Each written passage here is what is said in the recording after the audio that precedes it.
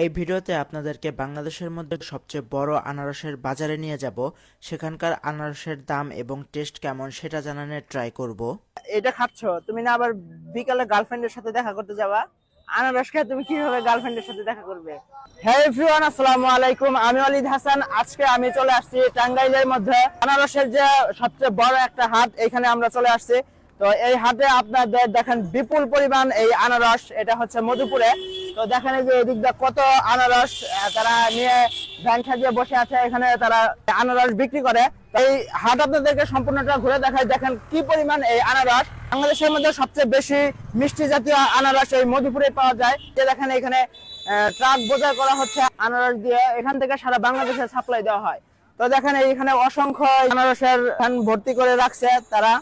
তো আমরা এখানে আনারস ট্রাই করবো যে এখানকার আনারস কেমন হয় সেটারও রিভিউ দিব। আর প্লাস হচ্ছে এখানকার আনারসের দাম